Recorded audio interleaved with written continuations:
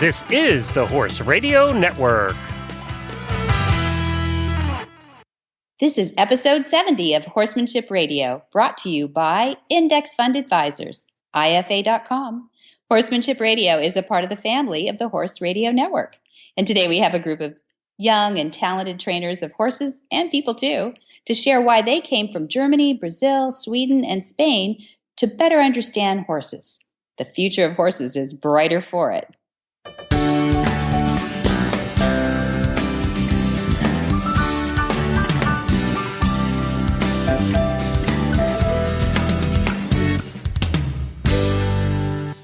This is Debbie Laux, and you're listening to the Horsemanship Radio. Thanks for joining us. Horsemanship Radio airs on the 1st and the 15th of the month, and I have my producer, Coach Jen, with me today. Hi, Jen. Hello, Debbie. How are you?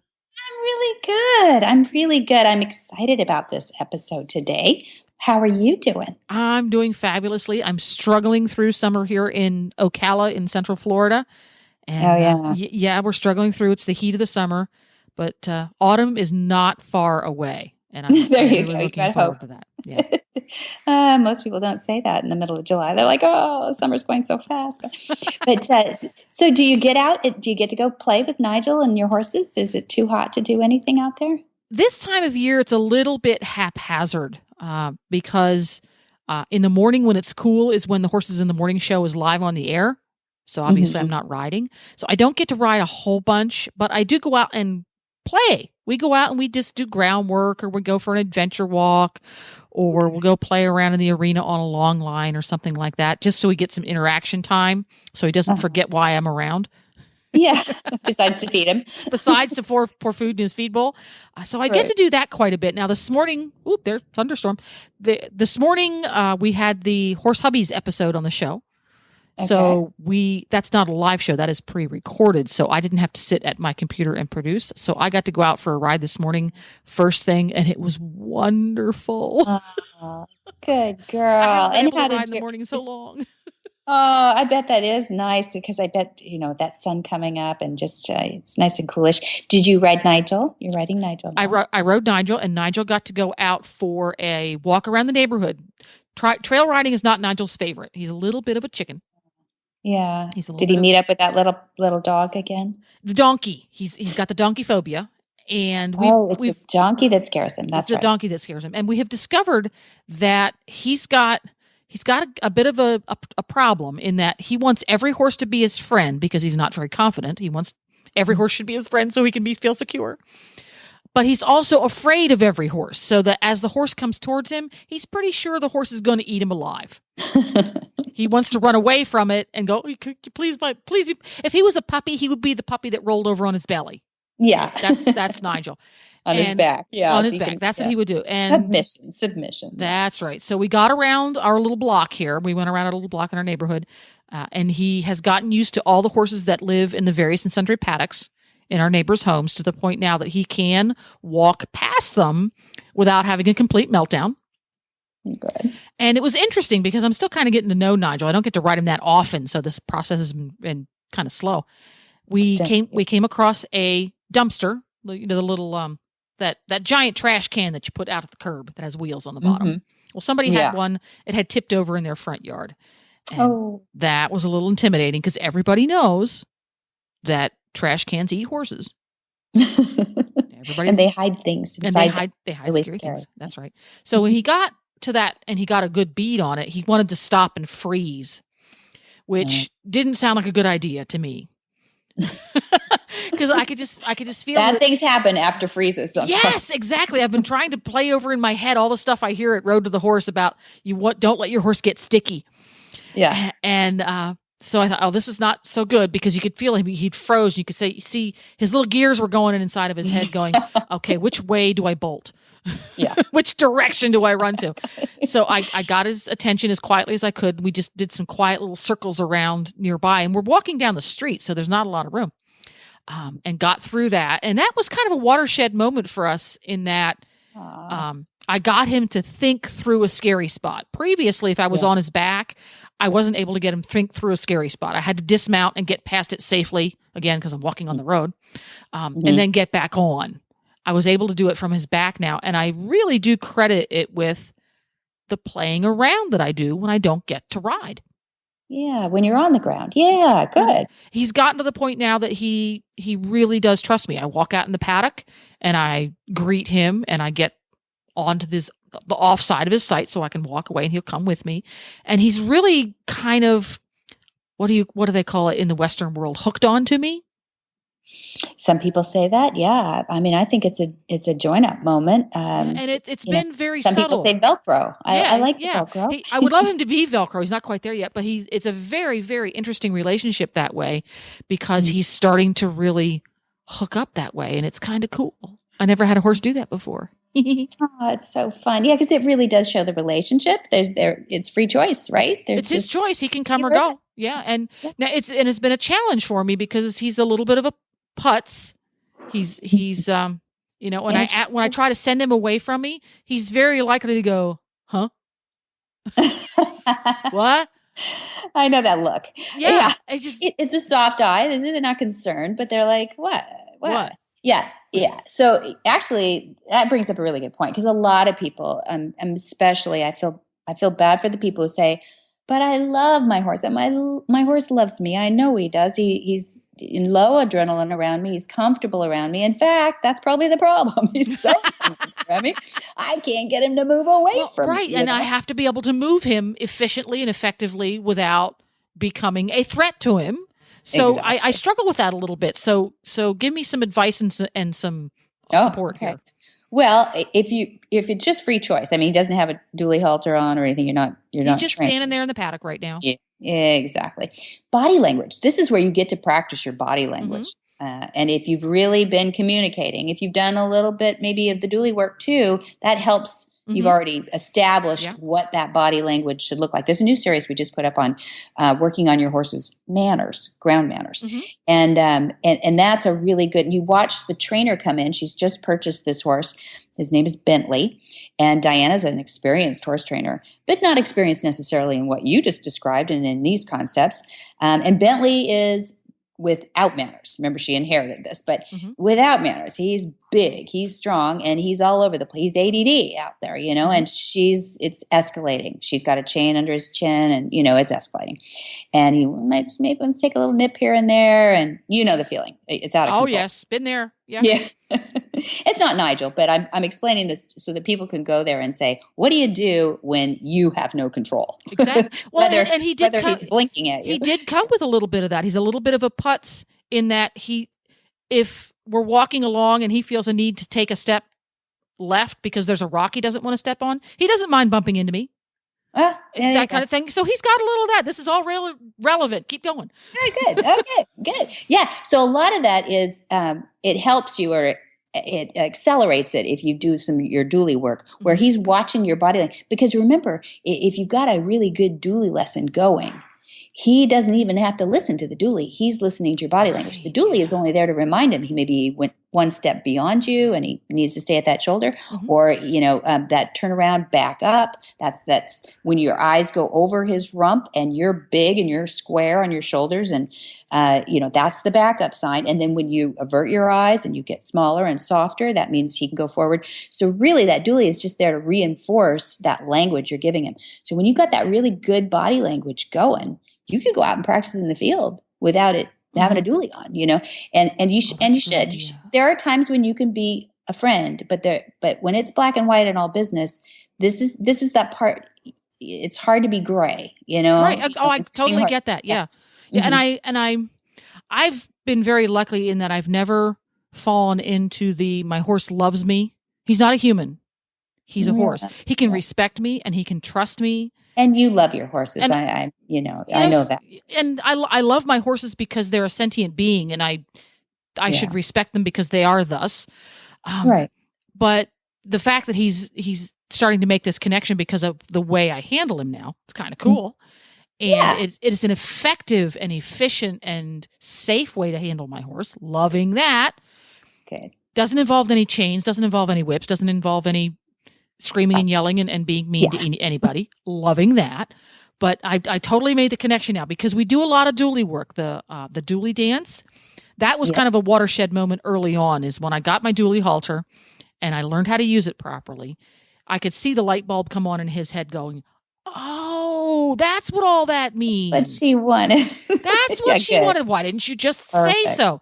Because I don't think, just by the way the horse acts, I don't think he's ever been handled roughly. I don't think he's ever been exposed to the whips and the chains and the chain over the nose and the yanking, just because of the way he behaves.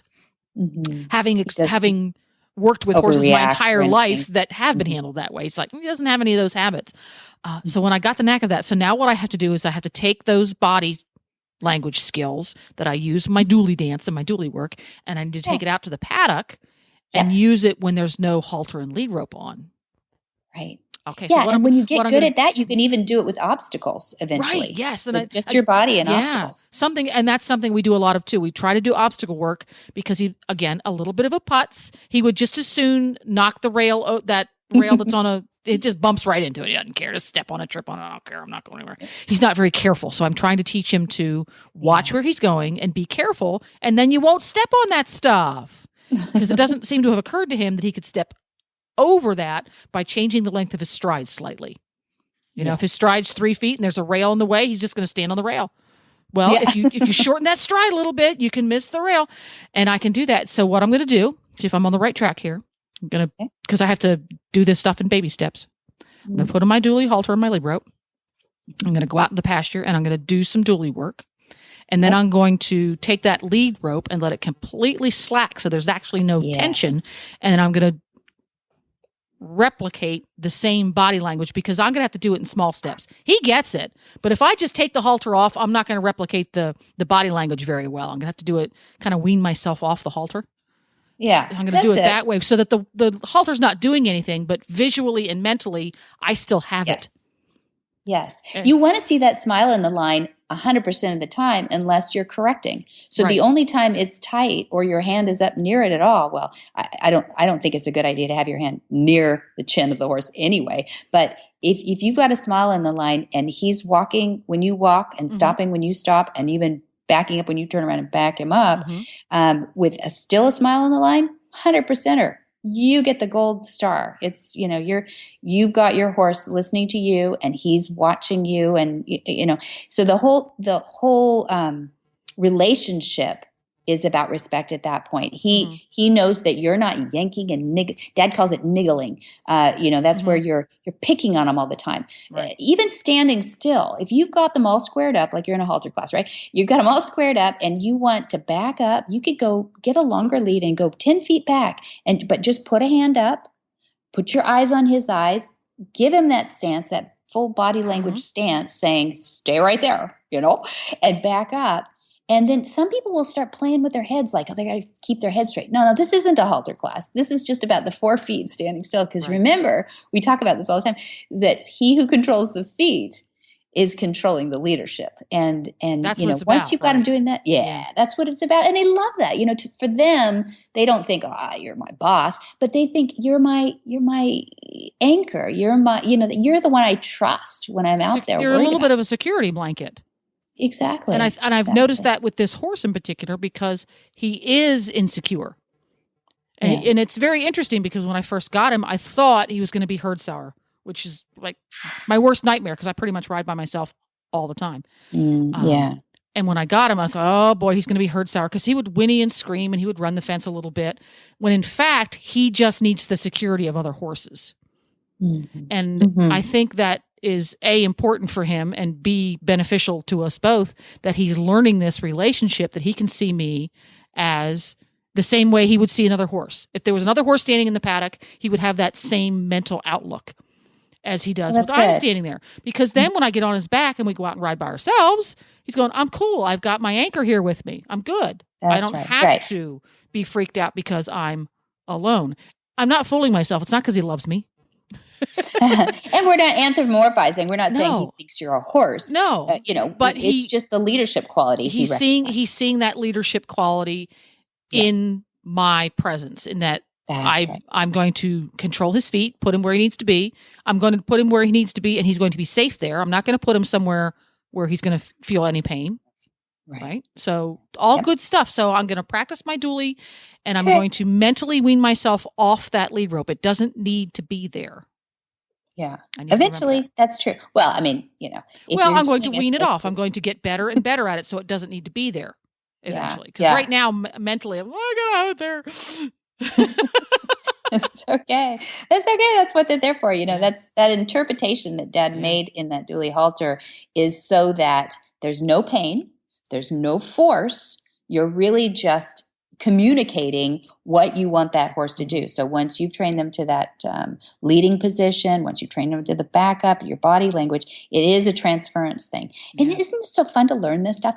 I mean, this is what's so exciting for me is that the people are coming from all over the world to Flag Is Up Farms because it doesn't matter if they've been in horses for 7 years or 70 years. A lot of people haven't recognized all these different things that we talk about, on every episode, and they literally pilgrimage their way to California to learn things. But these talented people are taking it back to the world too, and it's fun. I mean, you're going to hear from some of them today that they've come from all over the world. They speak different languages, and but horses have the same language the world over, and we're getting better at it. We haven't figured it all out yet, but they're such good teachers, and they do tell us what makes them comfortable, what makes them uncomfortable, but they do love to learn too. And just like us, I agree with you there. The horses love, well, all you have to do is watch a couple of bored geldings out in the field chewing on each other's halters, chasing the local dog out of the paddock. They love it. They want to engage their brains. Absolutely. So I too am very curious to hear what these ladies and gentlemen have to say and all their wonderful different points of view from all over the world. So let's get to it right after this from IFA.com. Hi, I'm Mark Hebner, president of Index Fund Advisors and proud owner of Monty Roberts' Willing Partners graduate, He's a Sugar Bear. Investment portfolios are a lot like horses. You need to find one that best suits you, your temperament, and your stage of life. Some people might like an energetic horse and an aggressive investment portfolio, while others are more comfortable with a gentle ride and a more conservative investment portfolio. The trick is to find the one that's right for you. That's what Index Fund Advisors is all about, matching people with portfolios, risk-appropriate, low-cost, and globally diversified investment portfolios. You can find the right portfolio for you by taking the Risk Capacity Survey at IFA.com. That's IFA as an Index Fund Advisors. Or you can call us toll-free at 888-643-3133. That's 888-643-3133. Today, we have a special group interview, and we were able to pin down just for a few moments 4 of the trainers that are working right now in California, but they certainly have backgrounds all over the world. We have Denise Heinlein from Germany, who is our head instructor at the Monty Roberts International Learning Center in California, and she is now joined by Miguel Lupiano for this summer to help some of the courses, and he is from Minas Gerais. It's a state in Brasilia, the capital of Brazil. He's come back several times, now a certified instructor, and has an extensive background with horses and horse training down in Brazil, all over Brazil, but especially the Manga Larga Marchador breed in the state of Brasilia. And then we have Claire Cunahan, who is now gone into the internship. She's passed the advanced exams and works heavily in the thoroughbred racing and sales industry. And she's from Donegal in Ireland. And lastly, we have an intern, Cecile Bo Vincente from Spain. She has Spanish and French roots, lives in Spain currently, and is in love with the concepts of join up and the wonderful natural horsemanship concepts that she's learning right now. Well, welcome, Denise Heinlein and your group of one instructor and a couple that are on their way, working hard to become instructors. How are you, Denise? Hello, Debbie. I'm fine. Thank you very much. We are sitting here and are very excited to share our stories with you today. Yeah, I'm really excited that you all got together in a room and took out time in your busy schedules to talk to us a little bit about the horses that are just walking 50 feet from you. You would come across the barns and the school classroom and the round pen, the iconic round pen that you work in. Just to give an idea of where you are, you're at Flagazette Farms in Solvang, California, where the headquarters of the Monty Roberts International Learning Center is head, and has existed for 50. Well, the school's only been, what was that, Denise? 1999, 2000, Yeah, something like that. To be like really working well in about 2001 is when the first instructors got certified. Very good. That's right. And the farm has been at that location now for 50 years this year, 1966, and this is 2016. So welcome, you guys. Thank you for agreeing to be on this show. And Denise, I wanted to share a little bit about what you do there at the school from the perspective of, as the head instructor, you're looking for students to come that have horse experience, I imagine. But how does a student start by finding you? How is it that we have 3 people in the room that are from, we've got Spain, we've got Ireland represented, and we've got Brazil represented? How does that happen? Well, I'm from Germany, so I'm also not really from the States here. So in my story, it happened that I did find out about Monty. I did see him, I think, in Germany for a demonstration. And actually in that time, I wasn't aware that you can become a certified instructor and you can learn Monty's concepts in a school. And it took me quite a few years to actually find out the possibility. So, I mean, I will be talking about that later a little bit more if you would like to. But yeah, I mean, now with all the social media, and so I hope it is easier and internet for the people to find us, but still some people are not aware that there is a school existing where actually we are welcoming everybody, like from a beginner level to professional horse people who just want to learn about Monty's concepts. So we are really having a wide variety of different courses here at the Learning Center. Mm-hmm. And you've got one other certified instructor in there, Miguel Lupiano. Hello, Miguel. Hello, Debbie. How are you? Good. I'm good. Thank you. And it's so good to hear your voice, too. We spent some time this last weekend together at a horse sense and healing clinic. And you said something very funny to me. You've devoted, gosh, how many years have you been studying now the Monty Roberts concepts? When did you first come to the farm? Well, I came to the farm was in February 2013, and I became a certificated instructor last year, 2015, April 2015. So, in just a couple of short years, you really pounded it. I mean, English as a second language, obviously, was one thing to overcome, much less learning a new whole set of muscle memories. You do come from a horse background, though, right? You were showing. Yes, I am a professional since I had 17 years old, but in a different way, and we learn a lot about horses and all the concepts around the world. So I knew it, Monty concepts from books and Universal Online, but in February 2013, I had the opportunity to come here with the first group of Brazilians for Monty special training for Brazilians. And then I could see how much the methods works. So I'm deciding that time to become an instructor. Fantastic. And we're glad you did.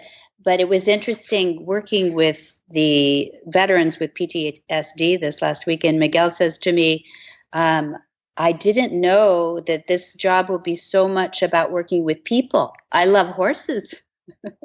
And yet in Brazil, tell us a little bit about some of the youth that you've been working with now. Yeah, it's funny because every time I say to the people, I don't like to work with the people. I'm a horse businessman. I prefer to work with the horses, but sometimes we have to work with the people because we have to change the mind. We have to change the way they try to work with the horse. If we want to change the way they start the horse, they treat the horse, we have to change the people first. And in Brazil, it's the same thing. But with the children and police officers, we start a program last year with the same methods then you have here in Flagstaff Farms, like try to build the trust in their self. Mm-hmm. So we start with that, and yes, it's a funny thing. And now I'm working with more people than with the horses. With it, more people than horses, and fantastic. And how is it working? Well, it's pretty good because we have very fast results with that, and I can see those young kids. They learn about how to treat, how to trust themselves, and with the police officers, we start with the horses first. Then there's another program. We try to do something with psychology things. Mm-hmm. And yeah, you've got support system down there. Some women that had come up for the course as well, the Monty special training, social backgrounds, education, have been a partner with you down there helping out. Yeah, we have a lot of people help us over there, and a lot of people came here. Now we have a lot of Brazilians. They know about Monty's methods and the work he does with the veterans. Mm-hmm. And so now we have a lot of help with the people there. Yeah, it's amazing. And what you've done in just a short amount of time is incredible. And I think you're going to change the way people use horses, look at horses, and look at themselves in Brazil. Am I wrong? Well, I hope so. I think so. We work hard, and I hope the people. But there is a time now in Brazil, the people looking for something else. So I think this is the correct time to change minds and change the ways. Yeah, I like that. I like that, Miguel. And we so appreciate you for that. And I want to hold you up and honor you for that work, too. And Denise, I wanted you to help me introduce your students that you have there. We've got Claire Conahan and Cecile Bo Vincente. Tell us a little bit about why they're there right now and studying, and then we'll talk to them. Okay, we have Claire here. She's from Ireland, and she did take the advanced course with us here last year and is now here to just practice her horsemanship within Monty's concepts with us here a little bit more in detail, that she is starting to get ready for the advanced exam, which is coming up soon. So that's why Claire just spent 3 months with us here now. And Cecile just arrived, I think, 2 weeks ago, right? And she is studying marketing, equine business in Holland. And she approached the farm to see if she can spend some time here and do a field study for her school. Yeah, that's interesting. So, Cecile, let's start with you on that. So you're really coming at it from, are you doing a dissertation in this kind of information or something for your business classes? Well, we have to do a marketing research, and that's what I'm doing right now. I'm just have filled in a questionnaire, which we're going to put online, and then analyze that. And with the information of that, I hope to get a target group out of there and be able to help these wonderful people over here with the marketing strategy. Oh, that's brilliant. I love that. And you're from Spain and you're studying in Holland. Is that right? Yeah. Fantastic. And you seem pretty talented with people too, actually. You helped us over the weekend also with Horse, as all of you did, with the Horse Sense and Healing program with our veterans. What was your impression of that? It was wonderful. I didn't expect it to move that much also in me. And it was a big gift, like the trust and to see people evolve and change on such short amount of time. It's amazing. Like I didn't knew that horses would have that much effect because we work with horses all day, so we get kind of used to it. But seeing people who don't and really how they could help them psychologically improve them is amazing. Yeah, so tell us a little bit more about that. What actually do you think was taking place with these people? What moved them to be with the horses? I think we all agree with you that horses are a wonderful therapy for all of us, but what did you see in particular that you didn't think you'd see? Well, there were some people who they didn't even want to touch the horse, and at the end you could really see how much affection they had for the animal and how much respect they had for the animal. They really they didn't expect the horse to trust them, so when they did, we call it a join up, which is when the horse comes to you, and Denise might know more about this. It was really like a special moment, and there came a lot of emotions out of the people, which Absolutely. I like to see. Yeah, you are so right. There was a pouring of emotion, not just inside of them, but they talked about it, didn't they? They actually were very verbal for people that were not really that willing to talk about the issue of post-traumatic so much. So I would love to turn to Claire too, because you're doing something very interesting and I think very smart. So you've come and you've taken your introductory courses, which are a couple of weeks long, and now you've passed your intro exams at this point, Claire? Yeah, I passed my intro exams back in August of last year. So then I came here in October to do my advanced course. Sorry, go ahead. The option came up then. Denise sent out an email to us to say that it was an option now that you could come and spend 3 months here gaining more experience before taking the exam. So I kind of jumped at the chance to come and do that because I thought it was a really, really good thing to do before taking the exam, to make sure that you learn the most from the methods and get a better understanding of the horses. And since I come here, with the Mustangs immensely, they show you so much how we desensitize our horses at home to our body language and everything like that. Whereas the Mustangs are a little bit less forgiving when we do the wrong moves. So they teach you so much more that you really, really have to get a good grasp of the concepts. And I found that really, really helpful. Great. Yeah. And it's difficult in a lot of areas of the earth anymore to find these horses that you have the ability to work with under that controlled environment. And you've got Denise overlooking you, and all those are huge advantages, I would think.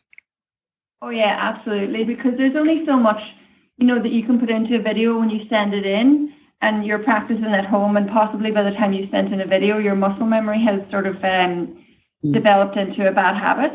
Whereas when you're here, you can practice in front of Denise, and she's able to give you the one-on-one time whenever she's available. And also from learning from just watching the other courses helping out, and you see other students maybe make mistakes that you might not have noticed before, and it helps you to kind of go, oh, well, that's something I need to remember that maybe I shouldn't do next time. So it's really good, and you learn in so many different ways. Is that like when you stick your hand through the stirrup and you have to provide donuts for everybody? Gosh, I've never done something like that. It's a little. Oh yeah. Yeah. Oh, good girl. Okay. Yeah. I mean, I think that's fun, Denise, that you guys have set up this system of learning in a safe environment, but that with humor, you still have a way of reminding people, correcting them so that they don't go home and make big mistakes. Is that right? Yeah, correct. I mean, we try always to, like here in the school, to implement Monty's concept also in our work, how we deal with people. And there I do agree with Miguel. I also never thought that I'm going to have to deal so much with people, but not with horses. So actually I took this career on working with horses because I had the tendency to have a better communication system with the horses and with the people, but that I think hopefully I worked hard on myself, so that changed a little bit. So yes, we are trying to, like, you always have to give consequences, good consequences and also negative consequences for things who are right and wrong. And the things when the people have to either rake our round pen or buy donuts in the school is when you endanger yourself or the horse. So therefore, of course, we have to give consequences too. But as we said, we try to keep it even the negative positive, because it's always a learning. Yeah. So tell us some of the reasons that you buy donuts for everybody. Or I love it that the guy in town who sells the donuts knows you all. Like, what'd you do? Right? When you come to buy donuts. Yeah, that's true. He knows whenever you go in and buy a box of donuts, he asks if you are from the Monty Roberts International Learning. And, I love that. Well, it's all about being safe around horses. So a huge part about our concept is to stay safe and read the horse's intention and body language. So if, for example, you kind of stick or your hand through something where the horse, when they react very quickly, could hurt you, that is like a donut offense. Or if you are losing a horse on the farm and the horse could get hurt, this is a donut offense, because most of the time things like this happen because we don't read the situation well enough. So if you see that your horse is not ready yet to be taken out, especially because we are having here many times the untouched horses we are working with. So in the advanced course and in the gentling wild horse courses, which we are offering here at the Monty Roberts International Learning Center, we are dealing with untouched horses who have never been haltered or led. And of course, we would like to bring them on and on and on each step and each day. Sometimes when we read the horse not correctly and we think that it's ready for the next step and we go too quick, and that most of the times are reasons for why students are losing horses on the farm, and then we are running around and catching them again. And then they have to pay donuts because they made the mistake to not read the horse well. Right. So I have to tell everybody who's listening that we have very slim and trim and in good shape people. So they're not eating so many donuts and making so many mistakes. So not to worry. I just know that that's one of those things that reminds in a positive way things that we do or we're relearning from our old muscle memories too, just even how to tack up a horse. So on the Claire moment, she's studying and practicing so she can come back and take her final exams. Is that right, Denise? Yes, that's right. Okay. And so we should point out that the critical thing is she's taken the advanced course. So you know that she is practicing what you have actually taught her. This is not something she's practicing for a course that she hasn't taken yet, right? Exactly, yeah. So this is all about our certification courses. So Claire is here now, finished the advanced course, to practice for the advanced exam, which then when she passes the advanced exam, she will be hopefully invited back for the internship program here. And the internship program, you stay with me teaching classes, so it is about that we can find out if Claire is not only good with working horses, but also can transfer this information over to teach it to other people. So which then she will, if she is very good in that, she will become a certified Monty Roberts instructor. Fantastic. Well, Claire, we know that you're probably treating Denise very well because she does make a lot of these decisions, but also that it's an interesting point you bring up that a professional horse person, which I know Claire has done a lot of professional work, and we'll get into that. I'd like to talk about that a little bit. But a professional horse person doesn't know that much necessarily about Monty's concept. So you could be an elite trainer and come in there pretty much on the same level as somebody who has taken a course or two and then worked around horses their whole life, as far as the Monty Roberts concepts go. Am I right?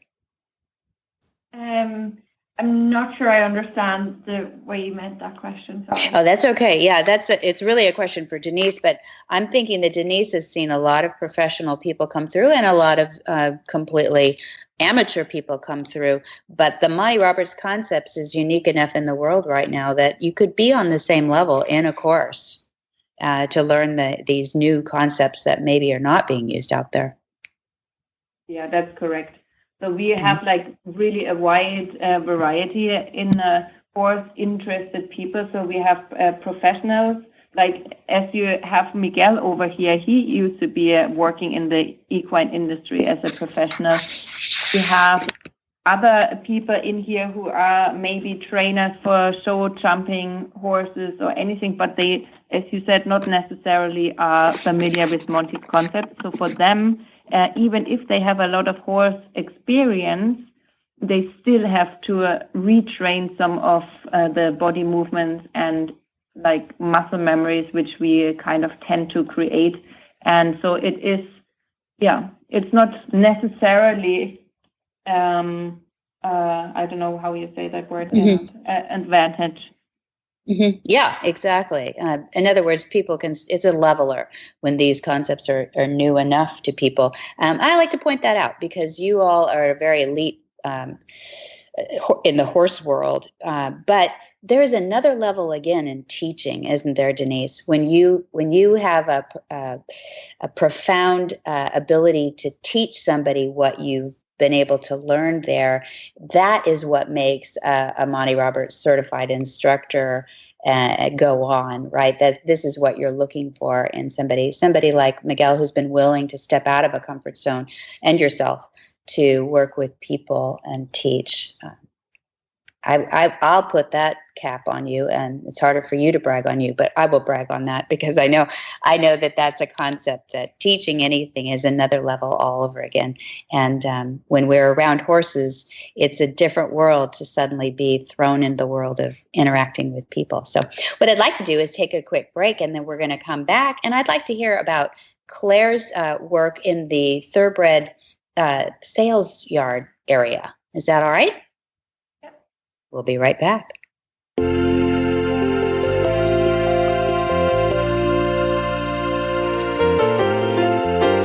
We all hear about omega-3 and how important it is for your horse's nutrition. But why? Well, simply put, horses were created to get all of their nutrition from live, natural grasses.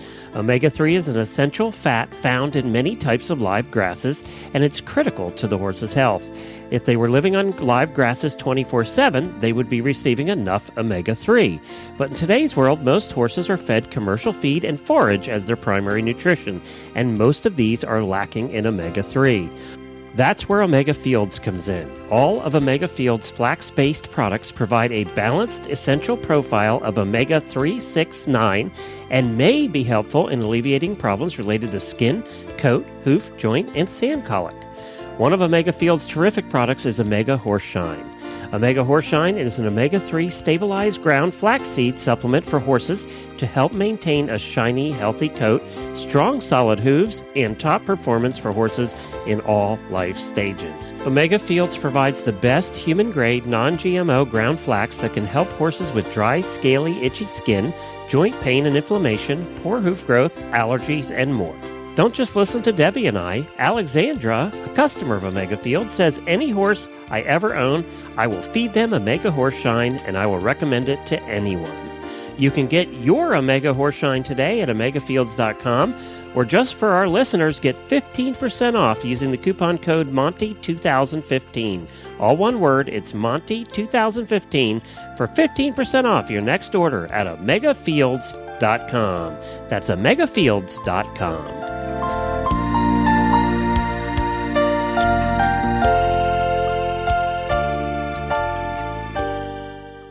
Well, welcome back. We have Denise Heinlein and we have Miguel Lupiano, both certified instructors, and continuing on with Cecile Bovizente and Claire Conahan as the students at the Monty Roberts International Learning Center. I wanted to continue the conversation a little bit with you, Claire, because you said some interesting things about your background, and you work with consigners and in the sales yards preparing horses.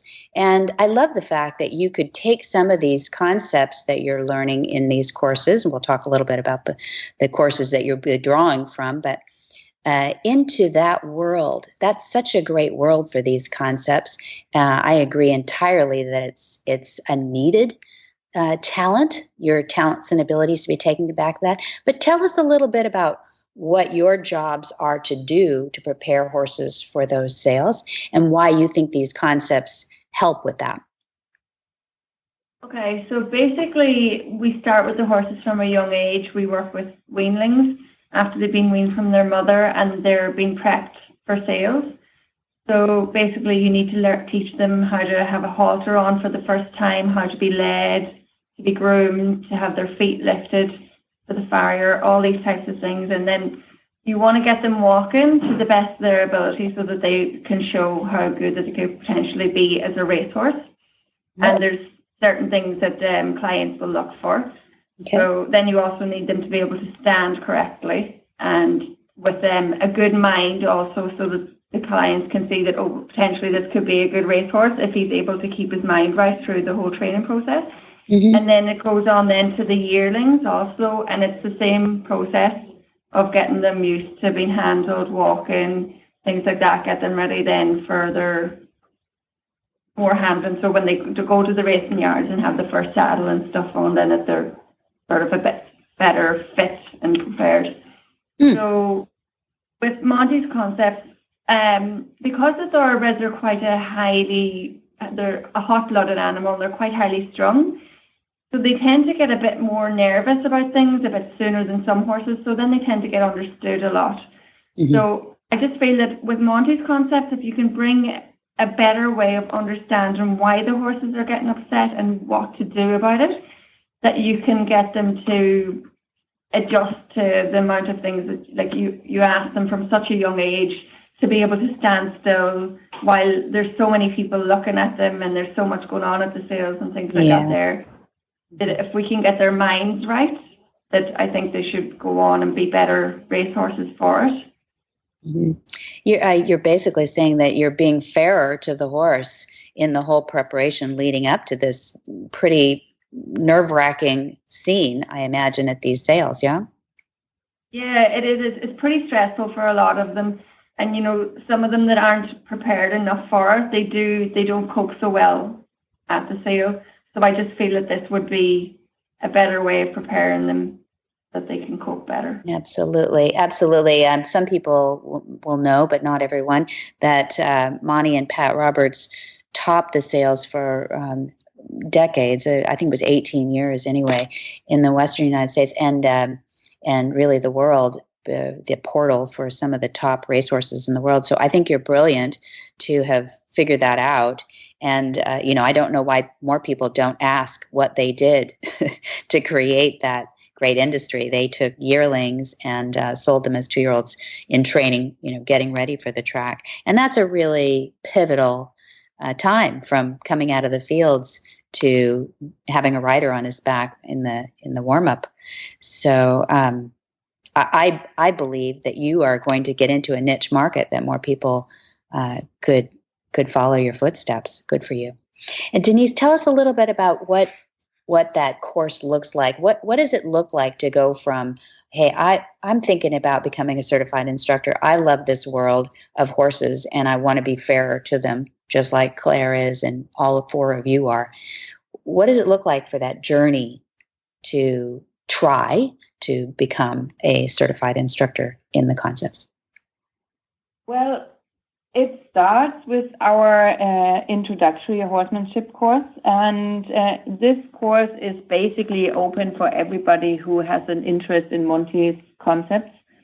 So you will learn like how to do join up, how to long line a horse, how to use your own body to basically communicate with the horse, and how important it is to be aware of your own body movements. And like as Claire already told, like the listeners or everybody, is like, for example, our two Mustangs, which we have here, they are so good teachers in showing you how like much that means to them, how you learn to use your body, the eyes, the shoulders, and they have been gentled here, so they have never been anywhere else handled, only here in Monty's concepts, and they will teach the students immediately if they had eyes and eyes contact, or if they turned the shoulder a little bit in an angle which they were not aware of, but the horse will immediately like react to it. So I think the introductory course is like a good basement of like working with safe horses, but training ourselves to like be aware of what we actually are communicating to the horse and what we ask them to do.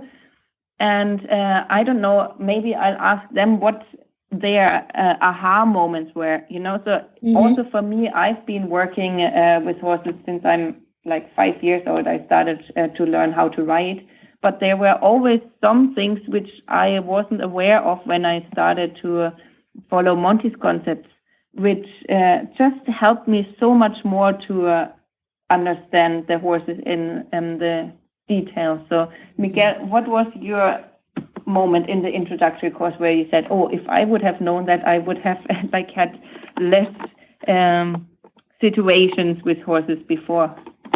Well, for me, it's hard to understand because I came from a traditional country, and I had to learn much about how to read the animal. So for me, in the intro course, I think what's more difficult, but read the animal, to see the animal, the reaction. Even I did something very, very small, and I saw the reaction of the horse. I think that was more difficult for me in the intro course. Yeah. And so like what Miguel says there is what I think the difference between our education and some of the normal like other trainers or places, you learn a lot about horses in other places too, but we here are like, I think the difference is that we really want to communicate to the horse. So it is very important to realize what the horse tells us, that we can react in the right way to the horse so that the horse understands what we want. It's the same when I'm talking English. I have to try to make the best what I can do to let everybody understand, but I'm not really like fluent yet. I'm getting better. As much more as I practice, I learn every day a few more words and how to pronounce things that people understand me, but it's still a progress in learning a language. And that's exactly the same what we are teaching here in the school. We are teaching the horse's language. So it's really about us to study the vocabulary and see what does it mean if a horse is pointing the ears in one direction, and then that there is like where their interest is, or what does it mean if the horse is lifting up the head and starting to press the lips together, or if they start to soften it. So there has like the body language of a horse is so extremely sensitive. No, not sensitive. I think it's not the right word. There we are again, where we have to learn more. Expressive. It's more expressive than you imagine. The right one. And so the more and more you're learning Monty's concepts, the more you are getting aware of the horse. And basically what we teach is that everything what we ask our horse, it's in our mind. They have no idea. So it's our responsibility to learn as much about the equine psychology and behavior that we can make sure that we try to put it in place so that the horses do understand, and we don't have to use any kind of violence or pressure, like a lot of pressure, or anything to teach the horse to do so, because they are willing to follow our lead if we treat them in the right way, and if we are able to show them or explain to them what we want. Yeah. Also, it's an international language. All the horses around the world they talk the same language, and we have to learn and try and practice all this language to be more comfortable with them.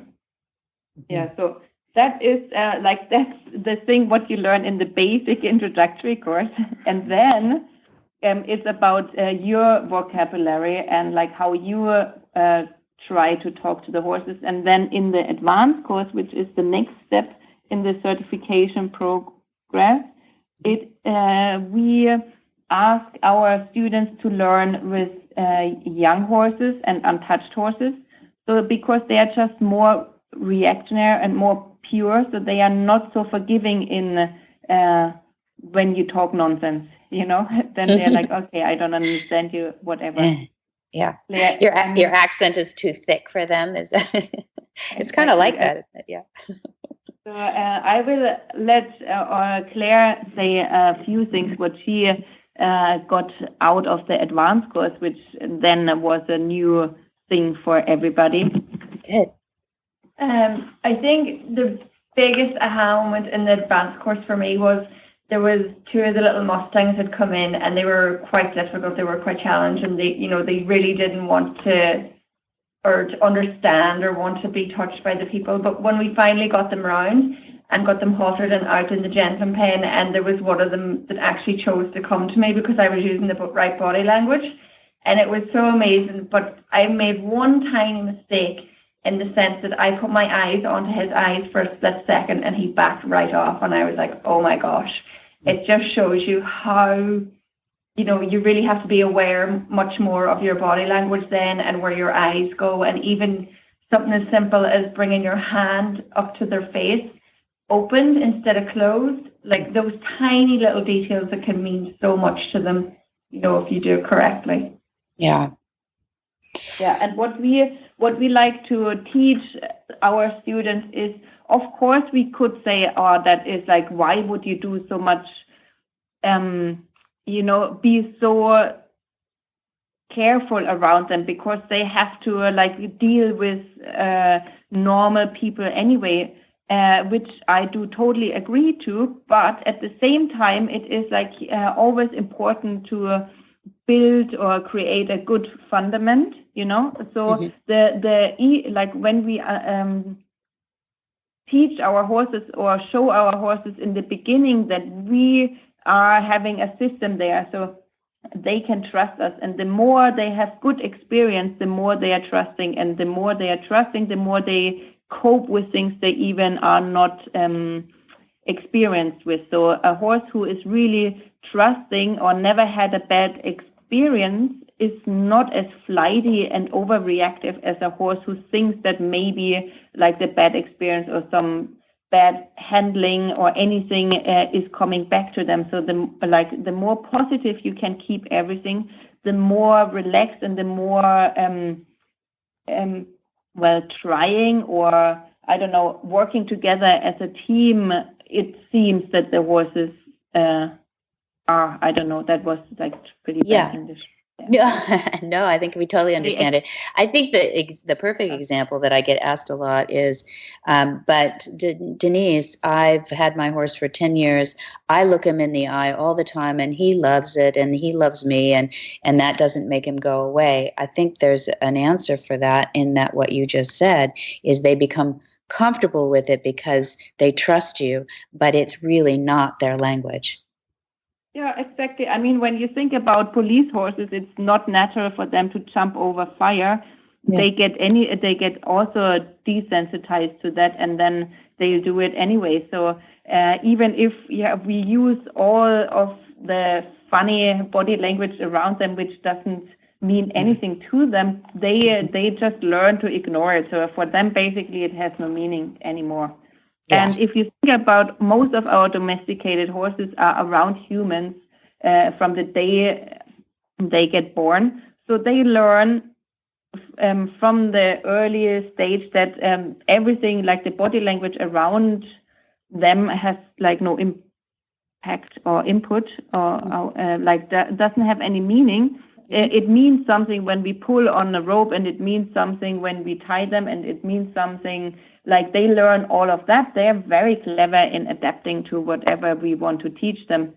And they always look for the release of pressure. So therefore, they, well, that's another subject, so I'm not going to go into that so much. But so they learn basically to ignore us. But every course, when you are getting back to like making sure that you are stopped to have eyes on eyes contact, and you are starting to move your body around them in a way what means like is their natural language, or they tend to react to it like by instinct.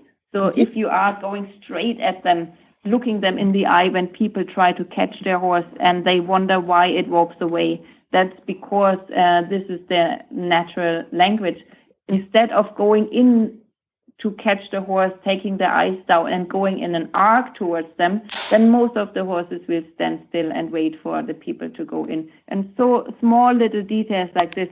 And I challenge everybody out there who listens to it, who maybe has a horse who's hard to catch, just try that out and then give me a report if you got any other outcome, because it sometimes really is such a little tiny change in your own attitude or body language, and the horse is so much happier around you. Exactly. And I think the most fun is the discovery process anyway. Just like you were saying that when it happens, it's just those aha moments that now you get them. Horses are fine. It's us that really need to adapt if our goal is to train them. So I think you said it all well, you guys. And in English as a second language, I thought you did really well. I so appreciate it. Claire, you're the exception because you already speak English, so that doesn't count. But I really appreciate you all taking your time out of a crazy day, or even a day that you could have been out there riding. I know a couple of you at least were riding this morning, and we've taken you away from that. So I do appreciate that. And Denise, I would love to have you back someday to do a module 2 just on into pressure. I think just into pressure is a concept that Claire is going to be working with in the auction ring, and everybody who deals with horses needs to understand that concept to have a better, not only relationship, but training session with their horses too. Would you come back and talk about that sometime? Yeah, of course, my pleasure. Okay. But just make one little... Please. Yeah. So that if the people would be interested to learn anything about Monty's concepts, or even are willing to come to us and take a course, as I said, we have like a very wide variety of courses here for beginners, for people who are working with horses. Just when you have your horse and you want to deepen the relationship, you can come and contact us. So you can find us on Facebook at the moment and like on the website. So I just wanted to make sure that if we did get somebody interested in all that, they also have the chance to find us. And it is like Monty Roberts International Learning Center, or just go on Monty Roberts' website, and then it's going to help everybody as well. Thank you. So we've got the intro course as part of the certification, the advanced course as part of the certification, the exams, of course, and then the internship. But you've got a Gentling Wild Horses coming up, your second annual, which is pretty exciting. Yeah, I know. I'm looking very much forward to that. Yeah. So because to work with those wild horses, as Claire said, they are our best teachers in the whole world, because they really tell us what is working and what is not working, and how important it is to have yourself under control, the intention, the breathing. I mean, there's so much what is going to, and there we are again. Well, it's so important to like have all those details in mind. And yeah, it's one of my favorite things to do, to work with those untouched horses. It's a privilege and an honor, and I hope some people will hear this and take advantage of that, because you guys are wonderful teachers, but the horses are the professors, so we know that. All right. We will all have you back, but good luck in all your work there. And I know some of you are leaving and others are coming back. So appreciate and take these concepts back to your countries and know that we love that you're sharing those across this globe. Thank you. Okay, thank you also. Bye. Thank you. Bye. Thank you. Whisper the language of the herd. Listen, you don't have to say a word. It's time for Jamie Jennings to fetch an email from Monty Roberts' inbox and share a morsel of Monty's wisdom in a little segment we like to call Ask Monty. Leave this world a better place than mine. The magic in the language. Dear Monty, I have heard you discuss carrying a good pocket knife while working around horses. Can you elaborate on the reasons why it can be helpful? Monty's answer. Knife makers have recently designed a knife that is perfect for the horseman. They tell me it was designed for a professional fisherman. It is made of a type of steel that does not corrode and is equipped with a clip on it so that it sits at the top of your pocket, easily reachable. There are features that allow one to open the knife with one hand. I suggest that every horse person should have one and that they should keep it in the same place all the time. One should practice removing it from the pocket and opening it with one hand. This should become a muscle memory act, which can be done over and over without mishandling. The knife that I use is only about 4 inches, 10 centimeters long, so that it fits easily into the pocket of my jeans. The blade has a ring on the back portion of it, which allows me to grip it with my thumb and index finger. With a learned flick of the wrist, I can open the knife and have it in a position to use within a couple of seconds. For more of these insights into good horsemanship, go to www.montyroberts.com and click on the orange banner that says Get Free Horse Tips. Hi, I'm Monty Roberts, and I'm dedicated to training horses without pain. You can learn to do it too on my Equus Online University. Western, English, the beginner, or the advanced rider, it doesn't matter. You can connect with other students online too, on our forum, and there's a new lesson every week. It's a lifetime of learning for you on my Equus Online University at montyroberts.com. What in the wide, wide world of sports is going on here?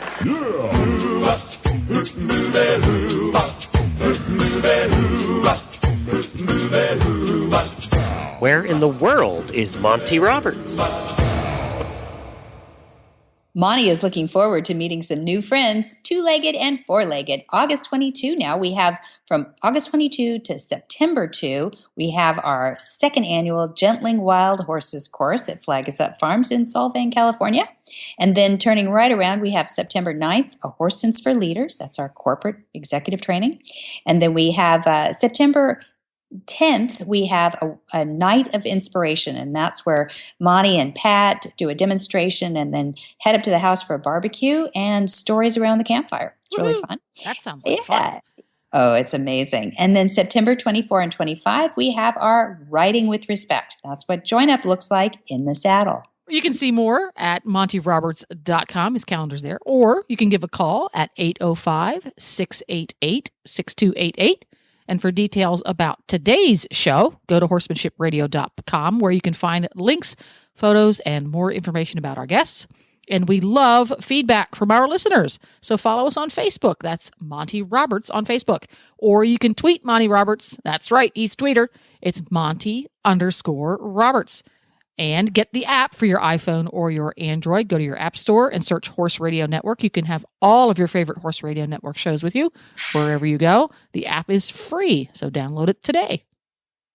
And many thanks to our sponsors too, IFA.com, Omega Fields, and Monty Roberts University. Be sure to visit the other great shows too on the Horse Radio Network at www.horseradionetwork.com. Until next time, have many happy horse hours.